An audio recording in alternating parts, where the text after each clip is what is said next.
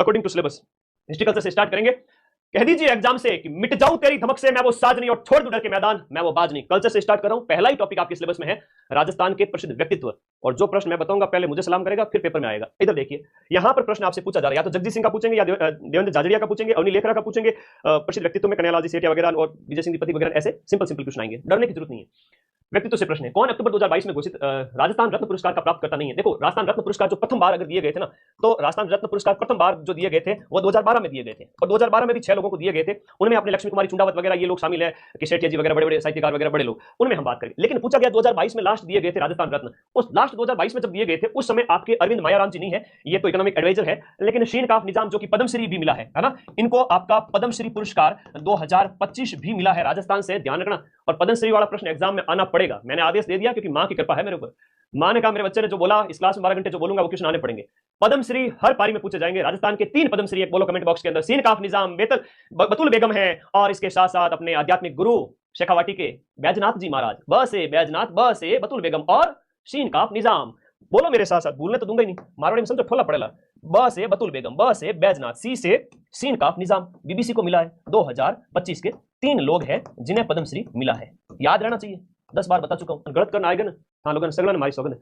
ठीक है, आज एकदम एक्चुअल बढ़िया चल रहा है सब कुछ। अगर किसी ने बेईमानी करने की कोशिश की तो ये लाइव 50,000 प्लस भी जा सकता है, लेकिन हम कोशिश करेंगे कि अगर हमारे साथ किसी ने अगर छेड़छाड़ी करने की कोशिश की तो हम वापस लाइव आ जाएंगे। ठीक है, 10 बार लाइव आने के लिए तैयार बैठा हुआ आज पूरे दिन, इसे इतनी आसानी से कैसे जाने दूं। ठीक है, देखते हैं क्या होता है। कोचिंग जगत में कोहराम मचा हुआ है, कुछ तो जड़ हिलेंगी कई लोगों की। खैर छोड़िए, इन सीन काफ निजाम में मालूम है अनिल अग्रवाल है, इसके साथ साथ आपका 2 जस्टिस है RM लोढ़ा, मैं फटाफट कराऊंगा। ठीक है, RM लोढ़ा जी है और दलबीर भंडारी है, दलबीर भंडारी जी है, और एक का नाम है लक्ष्मी निवास मित्तल जो कि बिजनेसमैन है स्टील के, लक्ष्मी निवास मित्तल। इन 6 जनों को मिलता है लक्ष्मी निवास मित्तल। ये दोनों तो आपके देखो जोधपुर से हो जाते हैं, बाकी ये 6 नाम याद रखना, 2012 के प्रसिद्ध व्यक्तित्व के अंदर प्रश्न पूछा गया है। ठीक है, एवरीथिंग इज ओके, क्लास बढ़िया चल रही है, everything is perfect. Now move on next question. Tarun Bharat Sangh, देखो तरुण भारत संघ भी व्यक्तित्व से प्रश्न है। संगठन निम्न में से किस क्षेत्र में कार्य कर रहा है। तरुण भारत संघ की हम बात करें, बताओ तरुण भारत संघ है वो आपके जल संरक्षण के क्षेत्र में काम कर रहा है। कौन से क्षेत्र में, जल संरक्षण के क्षेत्र में। 1000 प्रश्न है तो कोशिश करूंगा कि एकदम सारी एक्यूरेसी चले, 99.9% की। ध्यान रखना, इस संगठन की बात करें तो राजेंद्र सिंह ने 1975 के अंदर पानी वाले बाबा के नाम से जाने जाते हैं, प्रश्न एग्जाम में आ सकता है। पानी वाले बाबा के नाम से फेमस है राजेंद्र प्रसाद जी, राजेंद्र सिंह जी, क्या नाम है, राजेंद्र सिंह, पानी वाले बाबा राजेंद्र सिंह है। इनके द्वारा 1975 में जल संरक्षण के लिए आपका तरुण भारत संघ बनाया गया था। आएगा, पेपर में छप चुका है, पेपर में छप चुका है भाई। क्या प्रश्न है सर, प्रश्न ये है कि परमवीर चक्र से सम्मानित होने वाला प्रथम राजस्थानी कौन था, पूछा गया है एक बार अधीनस्थ बोर्ड के द्वारा। मेजर जनरल पीरू सिंह, शेखावाटी के मेजर जनरल पीरू सिंह, याद रखना। और आप है बाणासुर के, ठीक है, बाणसुर है वो अलवर में है, लेकिन ये बाणासुर है ना वो फलोदी जिले के अंदर है, फलोदी। यहाँ के जो है परमवीर चक्र विजेता, और आप वीरगति को प्राप्त हुए थे चाइना के साथ लड़ाई के अंदर। तो मेजर शैतान सिंह जी का नाम याद रखना, कौन नहीं भूल सकता है भाई, इनको कौन भूल सकता है, याद रखना मेजर शैतान सिंह जी। फिर पीरू सिंह जी है वो आपके बहुत इंपॉर्टेंट है, एग्जाम में पूछा गया है, मोस्ट इंपॉर्टेंट प्रश्न है, पीरू सिंह जी का नाम याद रखना। पहले राजस्थानी है जो परम वीर पुरस्कार, हाईएस्ट मिलिट्री जो होता है, बात करें हाईएस्ट मिलिट्री अवार्ड, उनके अंदर आता ही है। ठीक है, बहुत प्यारा क्वेश्चन है। मेजर ये आपके पीरू सिंह जी है, पीरू सिंह जी का नाम याद रखना। रामपुरा बेरी झुंझुनू के निवासी थे, रामपुरा बेरी झुंझुनू, रामपुरा बेरी झुंझुनू। ये एक पीडीएफ अगर किसी बच्चे ने पढ़ लिया, अभी तक कुछ भी नहीं पढ़ा ना, तो भी 80 नंबर ले आएगा, 80 क्वेश्चन सही कर देना, चिंता मत करो। बाणासुर का शहीद नाम से कौन सा प्रमुख व्यक्ति है जो जाना जाता है राजस्थान के व्यक्तित्व के अंदर। बाणासुर के शहीद के नाम से आपके मेजर शैतान सिंह जी है, जो आपके चाइना के साथ वॉर में वीरगति को प्राप्त हुए थे, याद रखना है आप लोगों को। मेजर शैतान सिंह जी जो फलोदी के हैं। राजस्थान के प्रसिद्ध गायक हैं, इनमें मामे खान की बात करें तो जैसलमेर के हैं, मामे खान जो कि आपके जैसलमेर के हैं, एक प्रसिद्ध व्यक्तित्व है। मामे खान हो गए, दप्पू खान का भी प्रश्न आ सकता है, दप्पू खान का हाल ही में निधन हुआ था कोरोना काल में, दप्पू खान है, वो भी आपके जैसलमेर से हैं। गड़ीसर झील के पास में बैठ करके मारी मारी मुंह मल, गीत सुना होगा तुम लोगों ने, क्या शानदार है, बोरी बिछा करके ऊपर बैठ जाते गड़ीसर झील के किनारे, दप्पू खान जी, ये भी आपके जैसलमेर सेक्टर से, याद करना। आपको ऐसा लगेगा सारे प्रश्न है वो अकॉर्डिंग टू सिलेबस दिए गए हैं, सारे प्रश्न अकॉर्डिंग टू सिलेबस दिए गए हैं, मजा आएगा। अब आगे आ जाओ। कैलाश सांकला संबंधित है, राजस्थान के प्रसिद्ध व्यक्तित्व, आता ही आता है प्रश्न है। कैलाश सांकला जिन्हें आपका टाइगर मैन कहते हैं, बाघ संरक्षण से संबंधित है, जोधपुर के थे, 1925 में आपका जन्म होता है। कैलाश सांकला 1972 में हम बात करें बाघ परियोजना के निदेशक बनाए गए थे, बहुत इंपॉर्टेंट है, याद रखिए। टाइगर मैन, राजस्थान में किस व्यक्ति को टाइगर मैन के नाम से जाना जाता है, टाइगर मैन के नाम से जाना जाता है, और आप जोधपुर से बिलोंग करते हैं, जोधपुर से है, और कैलाश जी सांकला 1972 में टाइगर जो परियोजना के निदेशक भी बनाए गए थे। कालीबाई जिसने डूंगरपुर पुलिस के हाथों अपने अध्यापक को बचाने के लिए अपनी जिंदगी दांव पर लगा दी थी, वो रास्तापाल की निवासी थी। कहां की निवासी थी, रास्तापाल, और वो आपके डूंगरपुर के अंदर ही है। जून 1947 की घटना हुई थी, रास्तापाल जो कि आपके डूंगरपुर के अंदर, और ये घटना हुई थी आपके जून 1947। देखो गलत कुछ भी होने नहीं दूंगा, पूरे एक्यूरेसी के साथ शानदार चीज चलेगी। क्योंकि तुम्हारे भाई ने पिछले 30 घंटे से बहुत मेहनत की है।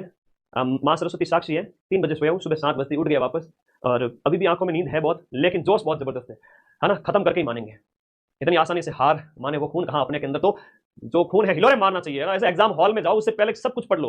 लोग कहते हैं लास्ट टाइम में क्या, अरे लास्ट टाइम में तो एकाग्रता होती है। बड़े लोग कहाँ समझते, समझो इस बात को। रास्ता पाल अपने गुरुजी सेंगा भाई, नानक भाई खाट वगैरह उनको बचाया था। जयपुर की महारानी गायत्री देवी पहली बार लोकसभा सदस्य कब बनी थी? गायत्री देवी की बात करें, तीसरी लोकसभा के अंदर 1962 के अंदर गायत्री देवी पहली बार लोकसभा की क्या बनी थी? सदस्य बनी। और लोकसभा सदस्य का मतलब ये हो गया कि आपकी एमपी बनी थी, मेंबर ऑफ पार्लियामेंट बनी थी। ठीक है, याद रहेगा। राजस्थान के भूतपूर्व मुख्यमंत्री मोहनलाल जी सुखाड़िया के पिताजी नाम है पुरुषोत्तम लाल जी सुखाड़िया। राजस्थान में सबसे ज्यादा बार अगर कोई 4 बार सीएम रह चुके हैं, सर्वाधिक अगर 4 बार सीएम रह चुके हैं, तो वो आपके मोहनलाल जी सुखाड़िया, एमडीएसयू है इनके नाम पर है ना, विश्वविद्यालय का नाम। तो ये क्रिकेट के बहुत बड़े प्लेयर थे, और अंग्रेज जब बाद में आए तो क्रिकेट को बड़ा फेमस कर दिया। तो जितने भी बड़े बड़े लोग थे, राजे महाराजे घराने वगैरह के, तो उन लोगों ने काफी क्रिकेट को प्रोत्साहन दिया। तो यहाँ इसका आंसर क्या हो जाएगा? क्रिकेट हो जाएगा। और ये बंबई की तरफ से खेलते थे। ठीक है, याद रखना। प्रसिद्ध गजल गायकों में से कौन राजस्थान से संबंधित हैं? हम राजस्थान की बात करें, जगजीत सिंह बहुत फेमस गजल गायक है। आरएसएम एसएसबी बोर्ड के द्वारा यह प्रश्न पूछा गया है। जगजीत सिंह का संबंध गंगानगर क्षेत्र से है, गजल गायक है। ठीक है, गंगानगर के हैं, गंगानगर के हैं जगजीत सिंह जी। नाम याद रखिएगा। पहला राजस्थान रत्न भी मिलता है 2012 में आपको, पहला राजस्थान रत्न पुरस्कार भी मिलता है 6 व्यक्तियों के साथ में। तो जगजीत सिंह का नाम है, गजल किंग के नाम से इनको जाना जाता है। मोस्ट इंपोर्टेंट है और मरणोपरांत मिलता है। ठीक है, तो आगे देखो। क्लास एवरीथिंग इज ओके है, मैं चेक नहीं कर पा रहा हूं, आप लोग ध्यान रखें इस बात का। क्लास बढ़िया चल रही है ना? कमेंट बॉक्स में बता दिया करो यार, है ना। 1-2 का कमेंट देखा तो मैं चिंतित हो जाता हूं। फिर शिक्षा संत के नाम से प्रसिद्ध संत है वो आपके स्वामी केशवानंद जी हैं। और स्वामी केशवानंद विश्वविद्यालय अभी बीकानेर वाला है, वो आपका शुर्कियों में था, है ना। कि 10,000 लाइव चल रहे हैं सर, ओरिजिनल है। अरे बेटा ओरिजिनल है। 10 एकदम से 20 हो जाए, सिर्फ 2 मिनट के अंदर, 5 मिनट के अंदर। समझ जाना किसी ने हमारे ऊपर वोट लगाए हैं हमारी क्लास को डिस्टर्ब करने के लिए। ठीक है, कोई बात नहीं, डिस्टर्ब अगर करेगा तो हम दूसरी बार लाइव आ जाएंगे। हमारे तो जेन्युइन लाइव है पूरे राजस्थान के अंदर सबसे ज्यादा। ठीक है, पढ़ो बिंदास तरीके से। स्वामी केशवानंद जी का जन्म है वो कौन से गांव में हुआ था? स्वामी केशवानंद जी का जन्म है वो आपके मंगलूना के अंदर हुआ। मंगलूना की बात करें, ये सीकर से संबंधित है। कहां से है? मंगलूना है वो आपका, सीकर, मंगलूना सीकर। और स्वामी केशवानंद जी बात करें, शेष केशवानंद जो विश्वविद्यालय जो बना हुआ है ना, उसने हाल ही के अंदर जो जीआई टैग दिलवाया है अपनी सांगरी को विश्वविद्यालय। ये जो आपका है वो कहां पर बना हुआ है? बीकानेर के अंदर। स्वामी केशवानंद विश्वविद्यालय आपका बीकानेर के अंदर है, और जीआई टैग मिला है हाल ही के अंदर सांगरी को, और ये दिलवाने के अंदर जो श्रेय जाता है इसी विश्वविद्यालय को जाता है। वागड़ की मीरा के नाम से कौन फेमस है? आएगा, आना पड़ेगा इस प्रश्न को, मीरा वाला प्रश्न आएगा, छप गया है, लिख लो भाई। वागड़ की मीरा, वागड़ का मतलब है राजस्थान का दक्षिणी वाला भाग। तो बांसवाड़ा डूंगरपुर के अंदर अपनी गौरी बाई, ऐसे 2 गौरी देवी भी हैं। तो गौरी देवी की अगर हम बात करें तो वो पाली की भी है, बीकानेर की है, वो मांड गायिका है। तो गौरी देवी वाला जो प्रश्न आ जाए तो भी उसमें गलती मत करना। गौरी देवी कितनी है? 2 है, एक तो आपके बीकानेर की है ना, और एक अपने पाली की है। और ये दोनों ही दोनों आपके किससे संबंधित है? मांड गायन से संबंधित है। याद करिएगा, बहुत प्यारा प्रश्न है ये, आपके मांड गायन से संबंधित है। गुरुजी मांड गायन क्या होता है? अरे महफिल गाय की होती है, जब तुम 4th ग्रेड ऑफिसर बन जाओगे तुम भी महफिलों में जाओगे, है ना, मांड गायकी का लुत्फ उठाओगे। बस एक बार मुझे 4th ग्रेड तो बन जाने दे, ठीक है। हाँ, तो ये ध्यान रखना, मांड गायन वाली है गौरी देवी दोनों। तो अल्लाह जिलाई बाई है, उसका प्रश्न अलग से आएगा। इसका भी पटवारी में पूछा था कि भाई अल्लाह जिलाई बाई है जिन्हें 1982 में आपका पद्मश्री मिलता है। बतुल बेगम दूसरी है आपकी राजस्थान की मांड गायिका जिन्हें पद्मश्री मिलता है। अब प्रश्न को ध्यान से पढ़ना है, गलती नहीं करना है। तो वागड़ की मीरा है आपकी गौरी बाई है। मीरा बाई को राजस्थान की राधा कहते हैं। राजस्थान की राधा अगर किसी को कहे तो वो मीरा बाई जी हो जाती है। सेकंड मीरा की अगर बात करें, राजस्थान की सेकंड मीरा कौन है आपसे पूछे तो बताना भाई, सेकंड मीरा है वो आपने कौन है बताओ? अपने नागौर के हरनावा की राणा बाई। राणा बाई, और राणा बाई अभी डीडवाना कुचामन जिले के अंदर आ जाएगी। वैसे आप नागौर भी कर सकते हो, लेकिन कुछ बच्चे कमेंट करेंगे गुरुजी ये हो गया वो हो गया, लिख लो भाई डीडवाना। ठीक है, होशियार बहुत बैठे ना, पुराना जिला ही पूछेंगे, नया कुछ नहीं पूछेंगे। अच्छा, आमेर की मीरा है तो बालाबाई को कहते हैं। आमेर की मीरा वो अपने बालाबाई है, पृथ्वीराज कछवा की पत्नी है बालाबाई। तो बालाबाई है वो अपने, हाँ, पश्चिमी राजस्थान की राजकुमारी थी, वहां इनकी शादी हुई थी। राणा बाई, मीरा बाई, सब में बाई करवा दी। ठीक है भाई, बहुत बढ़िया, आगे बढ़ो। वागड़ की मीरा तो मोस्ट है, छप गया 6 पारी मैंने, एक पेपर में मैंने दिख रही है, थोड़ा ऊपर कर देख लो, लिफाफे में बंद है, लेकिन ज्ञान चक्षु से देखना पड़ेगा कि ये प्रश्न संभावित है, आएंगे। अगला देखें, बीकानेर की गायिका नाम है अल्लाह जिलाई बाई। छप गया, समझो, छप गया प्रश्न, मोस्ट इंपोर्टेंट, अल्लाह जिलाई बाई। मांड गायकी के लिए जानी जाती है, और मांड है वो आपकी महफिल गायकी होती है राजा महाराजाओं के दरबार में। केसरिया बालम आओ नी पधारो मारे देश। गुरुजी इतना सुरीला मत गाओ, मैं क्लास छोड़ भाग जाने वाला। अरे रुक जाओ भाई, हाँ जी आ जाओ। ओके, बहुत इंपॉर्टेंट प्रश्न। शेफ स्कोर क्या रखें? जनरल ओबीसी वाले बच्चे 105 तक अटेम्प्ट कर सकते हैं। जनरल ओबीसी वाले कितने? 100। ओके, अरे वाह वाह, बहुत बढ़िया। आप लोग थोड़ा है ना फोन को हॉरिजॉन्टल करके देख लो, क्योंकि 11,000 लाइव जुड़े हुए हैं तो कमेंट बहुत फास्ट आएंगे। 500 जने कभी भी कमेंट में बैठे हैं, फोन को ऐसे करके बैठो, कमेंट कम करो मेरे बच्चे। सीधा सीधा प्रश्न एग्जाम में आएगा। क्या प्रश्न आएगा? महफिल गायकी, महफिल गायकी जो है ना वो आपके मान गायन है। अल्लाह जिलाई बाई की बात करें, बीकानेर के महाराजा गंगा सिंह के दरबार में, बीकानेर के महाराजा गंगा सिंह के दरबार में आप थी, और अभी प्रश्न जो पटवारी पेपर में पूछा गया कि इनको मिलता है 1982 के अंदर, 1982 के अंदर Padma Shri, Padma Shri fourth highest civilian नागरिक अवार्ड है। ये प्रश्न आ चुका है, और केसरिया बालम को सबसे ज्यादा बार गया, और इतना ज्यादा गया कि केसरिया बालम मतलब अल्लाह जिलाई बाई, केसरिया बालम इसको सर्वाधिक गाया था। ध्यान रखना, राजस्थान के व्यक्तित्व के अंदर करवा रहा हूं, सर्वाधिक किसने गाया था? इन्होंने गाया था। एक प्रश्न आता मांगी बाई, अब मांगी बाई भी इंपॉर्टेंट है, मांगी बाई भी गायिका है, लेकिन वो उदयपुर की है, उदयपुर की, और इन्होंने फर्स्ट बार गाया है, फर्स्ट बार गाया था। किसको गाया था? केसरिया बालम आओ नी पधारो मारे देश। तो सामने आओ तो पर गाँव मैंने थोड़ी भी शर्म आवे, तो गायक वायक तो हूँ में आवाज बड़ी बेसुरी। तो ध्यान रखो, मांगी बाई भी, अल्लाह जिलाई बाई भी बहुत इंपॉर्टेंट है। व्यक्तित्व से सीधा सीधा प्रश्न आना पड़ेगा, आना पड़ेगा, मोस्ट है, बहुत इंपॉर्टेंट है। ठीक है, ओके, अगले प्रश्न की ओर चलते हैं। नेक्स्ट, कौन से प्रसिद्ध पाकिस्तानी गजल गायक नाम है मूल रूप, देखो कौन से प्रसिद्ध पाकिस्तानी गजल गायक है वो मूल रूप से राजस्थान के निवासी थे। राजस्थान के निवासी हम बात करें, मेहंदी हसन जो है ना, मेहंदी हसन ये राजस्थानी मूल के थे, और मूल रूप से राजस्थान के थे। जब पार्टीशन हुआ उस समय पाकिस्तान में चले गए, तो आपको इनका बारे में विशेष रूप से याद रखना है। मेहंदी हसन, मेहंदी हसन आपके शहंशाह गजल के नाम से जाने जाते हैं, इनको ध्यान रखना। बाद में लाहौर में जाके बस गए, और खुदा की आवाज इनके नाम से फेमस थे ये, और शहंशाह गजल, शहंशाह गजल के नाम से फेमस थे मेहंदी हसन। राजस्थान के पंडित विश्व मोहन भट्ट, प्रसिद्ध व्यक्तित्व है, नाम याद करना। विश्व मोहन भट्ट का संबंध है वो किस वाद्य यंत्र से स्थापित किया जा सकता है? अपना सिलेबस पास में लेके बैठो, अगर रात तक कॉन्फिडेंस जबरदस्त लाना है ना, एक अच्छी बात बोलता हूं, सिलेबस सामने रखो, कि सर पढ़ा रहे, टिक कर देना व्यक्तित्व के ऊपर, फिर दूसरे पे टिक करते जाना, टिक करते जाना। मैं स्पीड से बढ़ता जाऊंगा, हर एक सब्जेक्ट कवर करूंगा, हर एक टॉपिक कवर करूंगा। रात को जब सोओगे ना, नींद इतनी गजब आएगी, आज मजा आ जाएगा। तो प्लीज सिलेबस पास रखें। विश्व मोहन भट्ट का संबंध है, मोहन वीणा का आविष्कार इन्होंने किया था। विश्व मोहन भट्ट का संबंध हो गया आपके, किससे हो गया?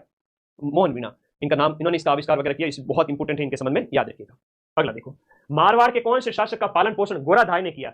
जिसे मारवाड़ की पन्नाधाय कहते हैं। अब गोराधाय बहुत इंपॉर्टेंट है, और इनको कहते हैं मारवाड़ की पन्नाधाय। अब इन्होंने अजीत सिंह का पालन पोषण किया या अभय सिंह का? तो बात है जसवंत सिंह के टाइम की। जसवंत सिंह का जब निधन हो गया था जमरूद के अंदर, अफगानिस्तान के अंदर, उस समय की बात है। इनके बेटे थे अजीत सिंह, इनके दरबार में हुआ करते थे आपके दुर्गादास राठौड़, जिन्होंने इनका जीवन बचाया था। और दुर्गादास राठौड़ को कहते हैं मारवाड़ का अणबिंदिया मोती। इनकी जो छतरी है वो जोधपुर में भी है, और इनका जो गीत है ना वो आपके धूसा कहलाता है ना, धूसा गीत है वो आपका गोराधाय का ही है। और पन्नाधाय की बात करें तो मेवाड़ से संबंधित है। पन्नाधाय है वो आपके अपने बच्चे चंदन की बलि दी थी, चंदन की बलि दी थी, और महाराणा प्रताप जी के पिताजी उदय सिंह जी की रक्षा की थी, उदय सिंह जी की रक्षा की थी, और ये पन्नाधाय इस वजह से फेमस है। ठीक है, याद रखना। और खेजरली कांड वगैरह इनके टाइम में हुआ था, अभय सिंह के समय में हुआ था आपका खेजरली कांड हुआ था। ठीक है, इनके टाइम में मेवाड़ मारवाड़ जो है गठबंधन हुआ था। एशियाई खेलों में गोल्ड मेडल जीतने वाले जो पहले भारतीय रोवर, देखो नौकायन प्रतियोगिता जो होती है ना उसे कहते हैं। तो बजरंग लाल जी ताखर राजस्थान के कौन से जिले से बिलोंग करते हैं? तो ये राजस्थान के सीकर जिले से बिलोंग करते हैं। बजरंग लाल जी ताखर, ताखर आपको याद रखना है, ये रोइंग से संबंधित है। अब इसको रोवर कहो या रोइंग कहो या नौकायन कहो, एक ही खेल का नाम है। तो बजरंग लाल जी ताखर, ताकर सीकर। आजो फिर देखो, अपूर्वी चंदेला, वो राइफल शूटिंग है, पिस्टल नहीं, पिस्टल छोटी सी होती है, राइफल है वो बड़ी होती है। तो आपके राइफल शूटर है अपूर्वी चंदेला, जयपुर की, याद रखना। अपूर्वी चंदेला आपको याद रखना है। एक सीकर की मोना अग्रवाल है, वो भी जयपुर में रहती है। और अच्छे अच्छे व्यक्तित्व हैं, बहुत इंपॉर्टेंट है, सीधे सीधे प्रश्न आते हैं। मोना का भी प्रश्न आता है, मोना अग्रवाल। और एक आपका किसका आता है? अवनी लेखरा का। अवनी लेखरा भी आपकी जयपुर की, अवनी लेखरा, ये प्रसिद्ध व्यक्तित्व है राजस्थान के। अपूर्वी चंदेला का भी नाम आपको याद रखना है, बहुत इंपॉर्टेंट है। हाँ जी, ओके, आगे बढ़े। नेक्स्ट अगले प्रश्न की ओर ध्यान रखिए। नेक्स्ट आगे देखिएगा, देवेंद्र झाझड़िया, छप गया समझो, मोस्ट इंपॉर्टेंट है। चुरू के हैं, भाला फेंक है, जेवलिन थ्रो भी ऑप्शन में दे सकते हैं आपको, जेवलिन थ्रोअर। और अभी एक प्रश्न क्या पूछ लिया, हालांकि वो प्रश्न तो गलत था, अधीनस्थ बोर्ड ने जानबूझ के गलत दिया था। क्या प्रश्न था उसमें? वो ये था कि एक ही ओलंपिक के अंदर 2 गोल्ड मेडल, एक ही पैरालंपिक के अंदर 2 गोल्ड जीते, हालांकि एक में नहीं जीते उन्होंने, अलग अलग में जीते, एक रियो में जीता और एक 2004 के आसपास। तो पैरा ओलंपिक के अंदर 2 गोल्ड मेडल जीतने वाले अपने देवेंद्र झाझड़िया जी हैं, जो कि आपके चूरू जिले से बिलोंग करते हैं। ध्यान रखिएगा इनके संबंध में भी, ठीक है, बहुत इंपॉर्टेंट है। राजस्थान में बेटी बचाओ बेटी पढ़ाओ की ब्रांड एम्बेसडर अवनी लेखरा रही है, ये भी पैराशूटर है, और इनको हम करंट अफेयर्स में खूब पढ़ते हैं। और आपका संबंध भी कहां से है? जयपुर से है। तो शूटिंग की खिलाड़ी है, नाम है इनका क्या? हाँ, इनका नाम है अवनी लेखरा। सीधा सीधा प्रश्न आता है, मोस्ट इंपॉर्टेंट है। ठीक है, हाँ जी, अगला देखो, टोक्यो पैरालंपिक के समापन समारोह में कौन सा खिलाड़ी भारतीय ध्वजवाहक बना था? भारतीय ध्वजवाहक है वो कौन से खिलाड़ी को बनाया गया था? आपके टोक्यो पैरालंपिक जो संपन्न हुआ उसमें अवनी लेखरा है वो बनी थी, करंट से प्रश्न पूछा गया था। हम आगे देखिएगा, राजपूताने में प्रचलित प्राचीन लिपि का क्या नाम है? राजपूताने के अंदर प्रचलित प्राचीन लिपि का नाम क्या है, ये आपसे पूछा जा रहा है। देखो, हम लिपि की बात करें तो लिपि ब्राह्मी है, प्राकृत भाषा है, प्राचीन समय से चली आ रही लिपि। हमारे अभिलेखों के अंदर भी संस्कृत भाषा ब्राह्मी लिपि है ना, अशोक के अभिलेखों वगैरह की बात करें, खरोष्ट लिपि, ब्राह्मी लिपि, तो ब्राह्मी लिपि है अपने राजपूताने। डडकी उत्तर भारत में पूरा मानो, क्या दिक्कत है? डडकी है, ठाड़ी है, खैराड़ी है, ये उपबोली राजस्थान की कौन सी बोली से संबंधित है? ड से डडकी, ज से जैसलमेर। डीजे वाले बाबू मेरा गाना बजा दो, ये जैसलमेर की बोली है। कहां की है? जैसलमेर की बोली है तो ये मारवाड़ी के अंदर आ जाती है। राजस्थान के अंदर बोलियों की अगर बात करें, भाषा साहित्य और बोलियां आपके सिलेबस में, थोड़ा सा दिमाग को खुला रखना मेरे भाई, सीधी सी बात बताता हूं। हम बात करें पूर्वी राजस्थान, तो इधर तो पश्चिमी राजस्थान के अंदर तो हो जाएगी आपकी मारवाड़ी और उसकी उपबोलियां, और इधर हो जाएगी आपकी ढूंढाड़ी और उसकी उपबोलियां। अब ढूंढाड़ी के अंदर कई सारी आ जाती है, मारवाड़ी के अंदर थड़ी है, डडकी है, गोडवाड़ी है, ये सारी आ जाती है, इवन शेखावटी भी इसके अंदर आ जाती है, लोहांद आ जाती है, थड़ी थड़ी बीकानेर में है ना, और बीकानेर के लोगों को थड़िया कह देते हैं कई बार, थड़िया नहीं कहनो कहनो भाई से धीरे धीरे पूछना भाई थारो नाम की कर पड़ियो थड़ियो, तो सीधी सी बात है, बीकानेर वालों को थड़िया बोलते हैं, जैसलमेर वालों को यहाँ डड की बोली है, यहाँ थड़ी बोली है, गोडवाड़ी है। तो पश्चिमी राजस्थान की बोली कौन सी? मारवाड़ी, सीधा सा समझ लो। और इसकी जो साहित्यिक भाषा है ना उसका नाम है डिंगल, इसकी साहित्यिक भाषा डिंगल है, और इसकी जो साहित्यिक भाषा है वो पिंगल है। अब ये प्रश्न भी कई बार आता है, तो पूर्वी राजस्थान के अंदर जो साहित्य लिखा गया वो आपके पिंगल नाम से है ना, पिंगल साहित्य आप कह सकते हो। ये तो आरएस मेंस में भी आता है, याद करना ही नहीं है, बस मेरा डर ही काफी है, ठीक है ना। हाँ, डरो को नहीं मांगे, सीधी सी बात है, कह रहा हूं बस। हाँ, नजर नीचे होनी चाहिए, गुरु जी कह रही है ना, सीधी सी बात है। जब विद्या ददाति विनयम, गुरु जी के प्रति समर्पण भाव है, विनम्रता का भाव है, तो पढ़ाई अपने आप आती है। तो पिंगल याद रखना, डिंगल याद रखना, ये साहित्यिक भाषा हुई, इधर ये पश्चिम की हो गई और वो उधर पूर्वी हो गई। तो ये इधर सीधा सीधा प्रश्न आ जाता है, फिर इसके अंदर की बोलियां पूछ लेते हैं। रांगड़ी बोली किसका मिश्रण है? अब देखो ये मामा का मिश्रण है, तो मामा रांगड़ है, मामा क्या है? रांगड़ है। माँ से मारवाड़ी, माँ से मालवी, तो मामा है वो रांगड़, ऐसे याद रखो, मालवी मारवाड़ी। अब राजस्थान की इस क्षेत्र की अगर बात करें, यहाँ पर बोली जाती है, झालावाड़ वाला क्षेत्र वगैरह वहां पर है वो आपके ये बोली जाती है। सुमेलित करनी है था लोगों ने इन बोलियां, ठीक है, एकदम परफेक्ट लाइव है, लास्ट टाइम में तो आवे आवे, ठीक है, कल 15,000 लाइव भी आएंगे, चिंता मत करो, एकदम जेन्युइन बढ़िया वाले हैं, चिंता ही मत करो। हाँ, 10 दिन पहले जब अपने 4,000 लेव चल रहे थे उस समय डरने की आवश्यकता थी, अब कोई नहीं। एक सब्जेक्ट खत्म करूंगा तब तक मैं भी नहीं बोलूंगा, एक सब्जेक्ट खत्म करूंगा तब तक तुम लोग भी नहीं बोलोगे। चिंता से एकदम फ्री होकर के फोन को हॉरिजॉन्टल रख के बैठो और चल मेरी डोल की डमाक डम, किसका जिंटिया किसका तम। बागड़ी की बात करें, दिए गए ऑप्शन के अनुसार, दिए गए ऑप्शन के अनुसार देखो, बागड़ी जो है ना वो हनुमानगढ़ करना, लेकिन वागड़ी की बात करें, वागड़ी की बात करें तो ये आपके दक्षिणी राजस्थान बांसवाड़ा डूंगरपुर करना, बांसवाड़ा, बांसवाड़ा डूंगरपुर, ये बांसवाड़ा डूंगरपुर वागड़ी है, लेकिन बागड़ी और हनुमानगढ़ में बोली जाती है आपके बागड़ी। जगरौती की बात करें, जगरौती है तो जगरौती करौली, मात्रा का थोड़ा ध्यान रखो आराम से, ये रही मात्रा, जगरौती करौली में। धावड़ी, धावड़िया लोग भी कहते थे, तो ये धावड़ी उदयपुर के अंदर, मेवाड़ में धावड़िया। वो गोडवाड़ से पाली और सिरोही वाला, गोडवाड़ है वो पाली और सिरोही वाला। बिल्कुल सीधा सिंपल क्वेश्चन है, 1 3 4 2, 1 3, सी के सामने, सी के सामने 2 आएगा, सी के सामने यहाँ पर 2 करिए, सी के सामने यहाँ 2 आएगा, और डी के सामने यहाँ 4 आएगा, ठीक है, ओके। सिंपल सिंपल सी बोलियां राजस्थान में कटे बोली जाए। 40 क्वेश्चन हिस्ट्री कल्चर ज्योग्राफी, हमें 40 में से 40 सही करने हैं। अहिरवाटी बोली राजस्थान के कौन से क्षेत्र में बोली जाती है? राजस्थान का जो ये इलाका है, यहाँ पर इस क्षेत्र के अंदर बात करें, मेवात क्षेत्र के अंदर, जहां पर डूंगर, ये आपका अलवर, भरतपुर, खैलतल, तिजारा, डीग वगैरह जिले आ जाते हैं। मेवात, जहां पर रसिया, बमरसिया, मेवाती बोली, लालदास जी फेमस है। तोरावाटी जो है वो आपकी बोली प्रचलित है। तोरावाटी बोली की बात करें, तोरावाटी तंवरवंशी राजपूत यहाँ रहा करते थे, इस वजह से ये आपका जो है तोरावट क्षेत्र कहलाया, उसके नाम पर ये आपका जो क्षेत्र हो गया, ठीक है। अब यहाँ पर तोरावाटी बोली आपकी नीम का थाना में फेमस है, और नीम का थाना की बात करें तो ये आपके सीकर में है, नीम का थाना सीकर के अंदर तोरावाटी बोली बोली जाती है, ठीक है, ओके। कौन सी ढूंढाड़ी की उपबोली नहीं है? ढूंढाड़ी मतलब, अरे जयपुर सानी, काई करियो चैन, खानो खा लियो चैन, छह छह बोलते रहते हैं, ऐसे बोलते हैं जैसे छह छह छह का इस्तेमाल करते हैं, तो ढूंढाड़ी के अंदर होता है। और दादू जी ने जितने भी अपने उपदेश वगैरह दिए हैं, वो आपके दादू जी ने जो उपदेश दिए हैं वो सदुखड़ी के अंदर दिए। कई बार ये भी प्रश्न आता है कि सदुखड़ी आपकी किसकी? ढूंढाड़ी में से हिंदी बोली, उसे सदुखड़ी कहते हैं, दादू महाराज जी वहां थे। अब ये जो आपकी कौन सी ढूंढाड़ी की उपबोली नहीं है दिए गए ऑप्शन के अंदर, दिए गए ऑप्शन के अंदर ढूंढाड़ी की बोली कौन सी नहीं है दिए गए? तोरावाटी, राजावाटी, नागरचोल है, अहिरवाटी है। तो दिए गए ऑप्शन के अंदर आपकी कौन सी इसकी उपबोली नहीं है? बताओ, बहुत प्यारा क्वेश्चन है, बहुत बहुत शानदार क्वेश्चन है। अहिरवाटी, हीरवाटी, राठ क्षेत्र के अंदर, इसे हीरवाटी भी कहते हैं, ये एक बार पूछा गया था। हीरवाटी राठ क्षेत्र में बोली जाती है, और विशेष रूप से आपका जो मेवात वाला क्षेत्र है ना, अलवर भरतपुर वाला, तो इसको थोड़ा अलग काउंट करते हैं, थोड़ा ध्यान रखना, इसके अंदर डी ऑप्शन सही होगा, अहिरवाटी। बाकी नागरचोल है तो आपके टोंक में बोली जाए, टोंक में। राजावाटी है तो आपके जयपुर के अंदर बोली जाती है, तोरावाटी है तो सीकर के अंदर बोली जाती है। राजस्थानी बोलियों में निम्न किस पर गुजराती का मजबूत प्रभाव है? आप देखो, गुजराती का मजबूत प्रभाव दिए गए में से किस पे होगा? गुजरात के पास में कौन रहते हैं? डूंगरपुर बांसवाड़ा वाले लोग, तो केम छो, मजा में छो, तो यहाँ पर आपके बागड़ी जो है, बांगड़ी बोली हो जैसे हम कहेंगे, बागड़ी वागड़ी कहेंगे, तो वागड़ी आपकी हो जाती है। बाकी पर गुजराती प्रभाव नहीं है, ये ऊपर हो जाता है राजस्थान का इलाका, गुजरात अपने जस्ट नीचे है। निम्न में से किस क्षेत्र में ढूंढाड़ी भाषा प्रधानता में बोली जाती है? ढूंढाड़ी कहां पर बोली जाएगी? जयपुर राजधानी क्षेत्र में आपके केम छो नहीं मतलब काय करियो छह ऐसे, और गुजराती बोलते हैं केम छो उस टाइप से, तो छह का प्रयोग इसमें करते हैं। ग्रियर्सन ने किस बोली को भीली बोली कहा है? बहुत इंपॉर्टेंट प्रश्न है, लिख लीजिएगा दिमाग के अंदर। अब्राहम ग्रियर्सन ने भीली बोली की संख्या, जहां भील लोग बहुत ज्यादा है, वागड़ी से बोली को, बांसवाड़ा डूंगरपुर में वागड़ी बोली बोली जाती है, उस बोली को इन्होंने क्या कहा है? भीली बोली की संख्या दी है। और राजस्थानी भाषा का जो वर्गीकरण सबसे पहले वैज्ञानिक रूप से इन्होंने किया था 1912 के अंदर, लिंग्विस्टिक सर्वे ऑफ इंडिया के अंदर, वो प्रश्न भी पूछा है, ये भीली वाला भी पूछा है। उदयपुर, भीलवाड़ा और चित्तौड़गढ़ में कौन सी बोली बोली जाती है? अब मेवाड़ का जो क्षेत्र है, हम बात करें मेवाड़ के क्षेत्र की बात करें, मेवाड़ में कौन कौन से जिले आते हैं सर? मेवाड़ में आते हैं रांची, ऊभी। अब रांची ऊभी क्या है सर? रांची ऊभी सू, हाँ, रा से राजसमंद का जिला है, ये मेवाड़ में आते हैं। राजसमंद हो गया, फिर आपका हो गया चित्तौड़ वाला जिला हो गया, राजसमंद है, चित्तौड़ है, और फिर आपका उदयपुर है, उदयपुर, भीलवाड़ा, और आज के टाइम का नया जिला आपका सलूम्बर। तो ये सब के सब मेवाड़ में आ जाते हैं। दीज ऑल आर इन प्राचीन, जो अपना मेवाड़ है उसमें, तो वहां पर मेवाड़ी बोली बोली जाए। रांगड़ी है तो हाड़ौती में।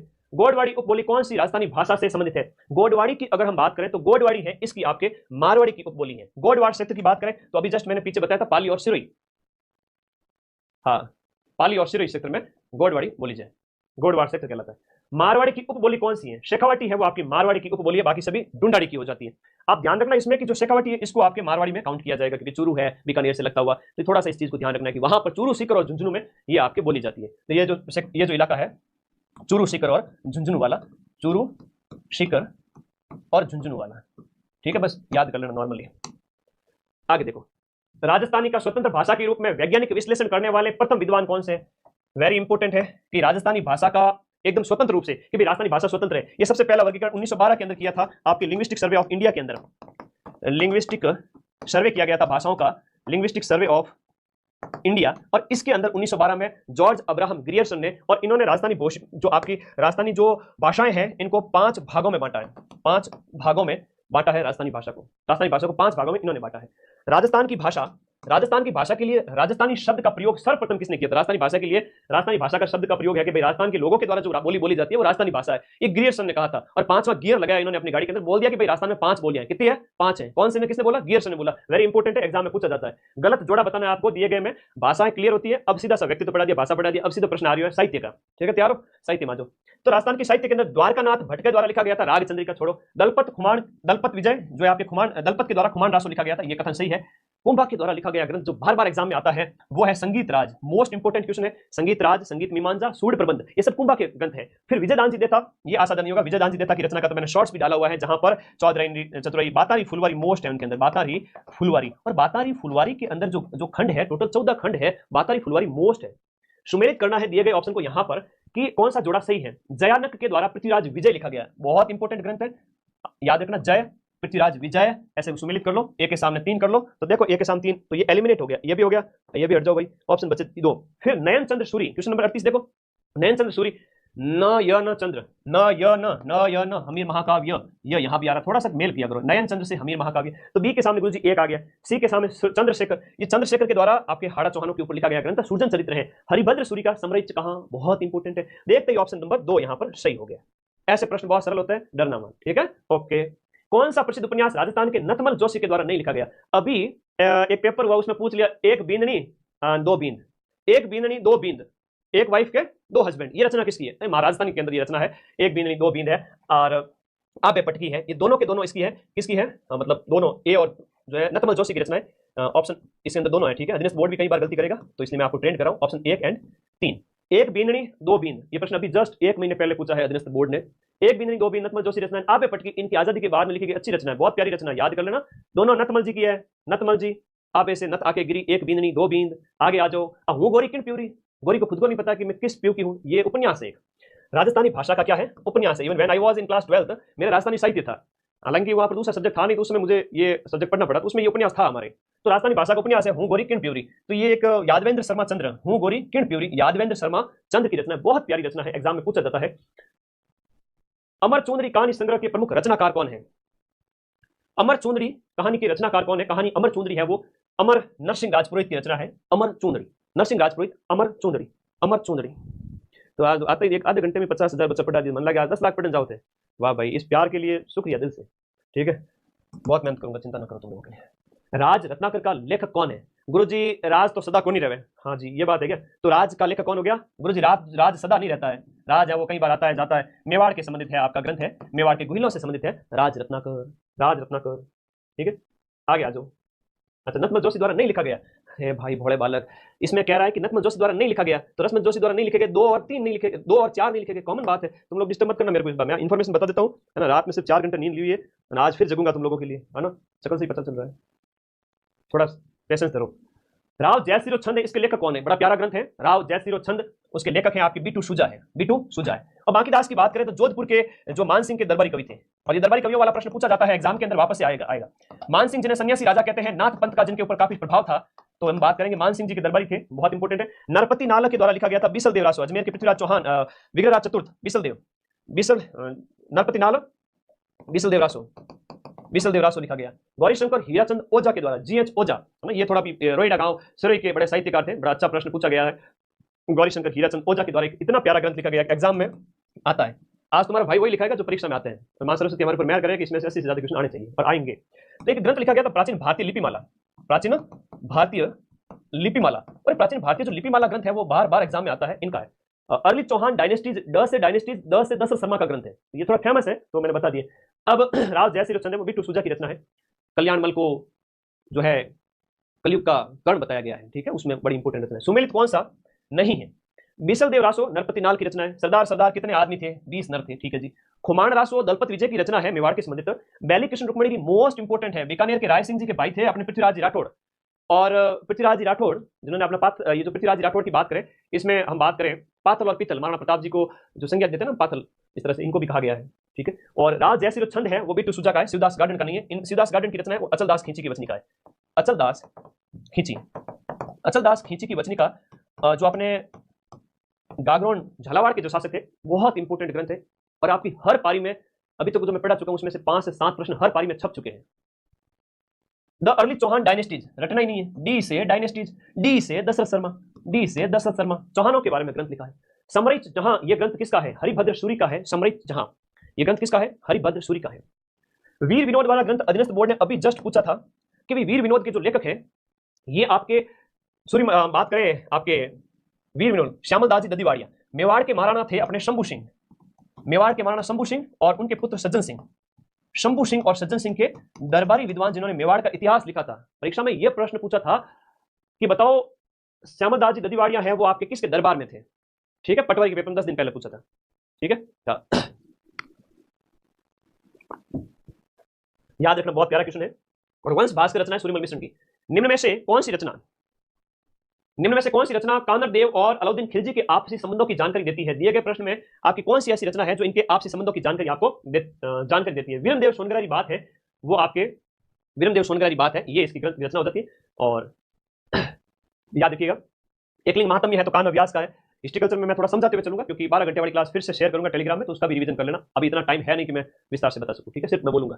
हमिरायण के रचिता कौन है, जो ग्रंथ है आपका हमिरायण के रचिता है वो आपके पद्मनाभ है। बाकी चंद्रबरदाई का पृथ्वीराज रासो है ना, बहुत इंपॉर्टेंट है, एग्जाम में सीधा सा आता है। पृथ्वीराज रासो चंद्रबरदाई की रचना है, याद रखिए।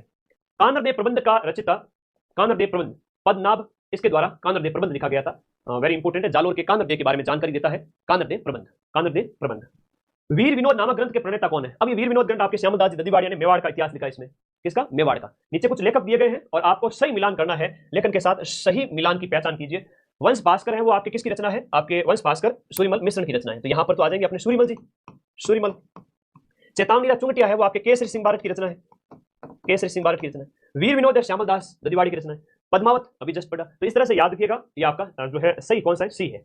बिज्जी किस साहित्यकार का जो उपनाम है। बिज्जी की बात करें, विजयदान जी देथा का उपनाम बिज्जी है और इनकी रचना है बातारी फुलवाड़ी इनकी रचना है।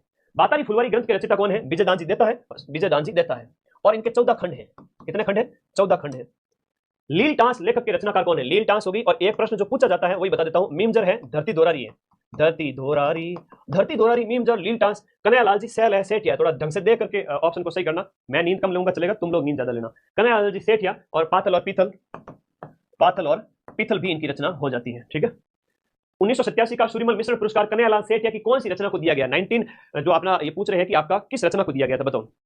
कन्हैयालाल सेठिया की कौन सी रचना को दिया गया था। सूर्यमल मिश्रण पुरस्कार है वो आपके शब्द रचना को दिया गया। बाकी लील टांस है, निर्गंथ है, धरती दोरारी, सारी की सारी इन्हीं की रचना है, बहुत इंपॉर्टेंट है, सीधा पूछा जाता है। धरती दोरारी ये रचना किसकी है, ये भी आपके कन्हैयालाल जी सेठिया है। हाँ बिल्कुल, मारो हिलो, लील टांस, निर्गंथ, मीमजर सब आपके कन्हैयालाल जी सेठिया की रचना है, याद रखिएगा।